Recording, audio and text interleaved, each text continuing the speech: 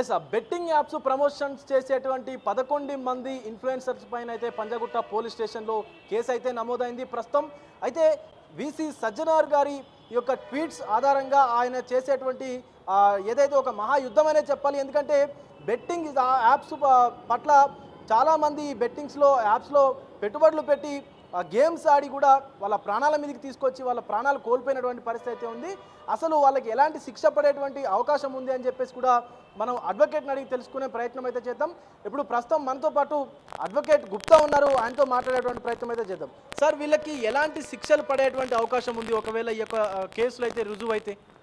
ఏం లేదండి, యాక్చువల్గా ఈ బెట్టింగ్ యాప్స్ ఇదివరకు ఏంటంటే తెలంగాణ ప్రభుత్వం వచ్చిన తర్వాతకి బెట్టింగ్ పైన చాలా స్ట్రింజెంట్ యాక్షన్ తీసుకోవడం జరిగింది. దాని తర్వాత ఏం చేశారు అని అంటే ఇలా కాదు అని చెప్పేసి ఇక మన స్టేట్ నుంచి వదిలిపోయి బయటికి పోతున్నారని చెప్పేసి వాళ్ళని గ్రిప్లో పెట్టుకోవాలనే ఉద్దేశంతో ఆన్లైన్ గేమింగ్ సిస్టమ్ని ప్రవేశపెట్టారు. ఈ ఆన్లైన్ గేమింగ్ సిస్టమ్ ఏంటంటే ఎవరు ఎక్కడో ఉండి వందల మందిని ఇన్ఫ్లుయెన్స్ చేస్తూ వాళ్ళు తక్కువ టైంలో ఎక్కువ మార్గం డబ్బు సంపాదించాలనేటటువంటి ఆశతో ఎవరైతే ఉన్నారో వాళ్ళ యొక్క వీక్నెస్ని ఆసరాగా తీసుకొని చాలా కంపెనీలు చాలామంది ఎవరైతే ఫేమ్ అయి ఉన్నారో యూట్యూబ్లలో కానీ సినిమా యాక్టర్ల ద్వారా కానీ చాలా ఇన్ఫ్లుయెన్స్ చేసే వాళ్ళని ఫాలోవర్స్ ఎవరు ఎక్కువైతే ఉన్నారో వాళ్ళ ద్వారా తక్కువ అమౌంట్ పే చేస్తూ వాళ్ళని ఎక్కువ ఆదాయం రాబట్టుకునే ప్రయత్నాలు చేస్తున్నారు. దీనిపైన ఐపీఎస్ ఆఫీసర్ అనేటువంటి సజ్జనార్ గారు ఎప్పుడైతే వారు చాలా అవేర్నెస్ తోటి సమాజానికి ఏదో చేయాలి, సమాజంలో దీని ద్వారా ఎంతోమంది బలైపోతున్నారు అనేటువంటి ఒక అవేర్నెస్ని కలగజేయడం కోసం సారు ఒక ఇనిషియేటివ్ తీసుకున్నారు. రాష్ట్ర ప్రభుత్వం ఎట్లయితే తీసుకుందో సార్ కూడా అదే విషయంలో ఎవరైతే ఇలాంటి విషయాల్లో బెట్టింగ్ యాప్స్ని ఎవరైతే ప్రమోట్ చేస్తున్నారో వాళ్ళపైన చాలా స్ట్రింజెంట్ యాక్షన్ తీసుకోవాలి, వాళ్ళపైన అవగాహన కలిగించాలి. వీళ్ళు ఎవ్వరూ నష్టపోవద్దు ఆర్థికంగా కానీ అంటే ప్రాణాలు కూడా డబ్బులు కోల్పోయి లక్షల్లో అంటే పిల్లలకి ఏం తెలియకుండా కొంతమంది ఆన్లైన్ గేమింగ్ యాప్లలో వాడేస్తూ తెలియకుండానే డబ్బులు లక్షల్లో పోగొట్టుకున్న వాళ్ళు ఉన్నారు. దాని ద్వారా వాళ్ళ పేరెంట్స్ ఇల్లమ్మి పెట్టిన బ్యాంకులో పెట్టినటువంటి డబ్బు పోగొట్టుకొని చచ్చిపోయిన వాళ్ళు ఉన్నారు, తల్లిదండ్రులు చనిపోయిన వాళ్ళు ఉన్నారు, పిల్లలు చనిపోయిన వాళ్ళు ఉన్నారు. అలాగే బిజినెస్ మ్యాన్స్ కూడా చాలామంది కొలాప్స్ అయిపోతున్నారు ఈ సిస్టంలో. దీనిపైన అవగాహన చాలా అవసరం సమాజానికి.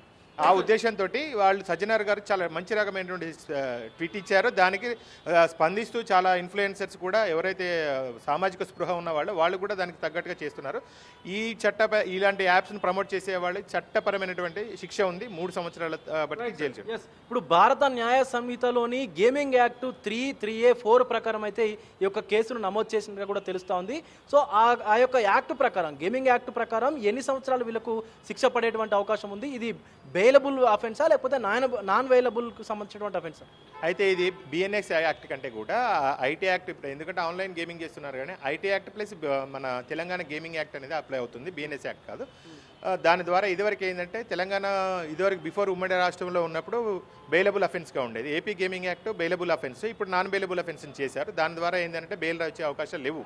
ఎందుకంటే వీళ్ళు తెలిసి కూడా ప్రమోట్ చేస్తున్నారు, లాభాపేక్షణ కోసం చేస్తున్నారు, చాలామంది రోడ్డున పడిపోయే అవకాశం ఉందనే ఉద్దేశంతో గవర్నమెంట్ కూడా చాలా స్ట్రిక్ట్గా తీసుకుంది. కాబట్టి మేజిస్ట్రేట్లు కూడా దీని మీద వాళ్ళకి కఠినంగా, ఎందుకంటే ఆన్లైన్లో ప్రమోట్ చేసినటువంటి ఆధారాలు ఉంటాయి కాబట్టి పక్కా వాళ్ళకి శిక్ష పడే అవకాశం కూడా ఉంటుంది.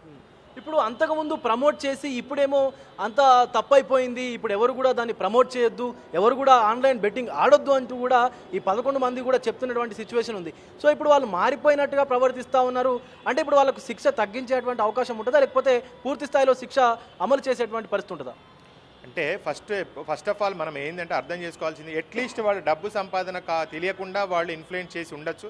అందరూ అలా డబ్బు కోసమే చేశారని అనుకోపోవచ్చు. కాకపోతే వాళ్ళకి డబ్బు ఎక్కువ వస్తుంది కాబట్టి ప్రమోట్ చేస్తారని చట్టం పైన అవగాహన లేకపోయి చేసి ఉండొచ్చు. దాన్ని వాళ్ళంతటా వాళ్ళే మేము ఏదైతే చేశామో మేము ఆ తప్పుని మేము తెలుసుకున్నాం అన్నారు కాబట్టి చట్ట ప్రకారంగా పడే శిక్ష చట్ట ప్రకారంగా పడుతుంది. కాకపోతే అట్లీస్ట్ వాళ్ళు మేము చేసింది తప్పు అని చెప్పేసి సమాజానికి తెలిస్తే ఇంకొకళ్ళు చేయకుండా ఉంటారనేది నా యొక్క ఉద్దేశం.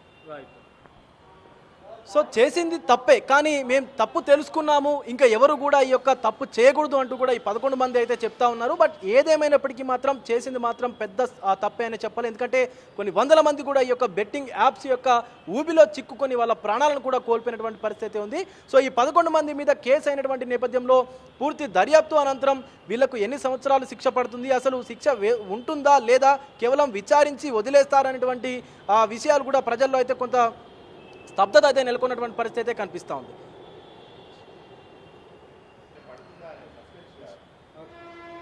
కెమెరామెన్ సంజుతో విజయ్, బిగ్ టీవీ, పంజాగుట్ట నుంచి.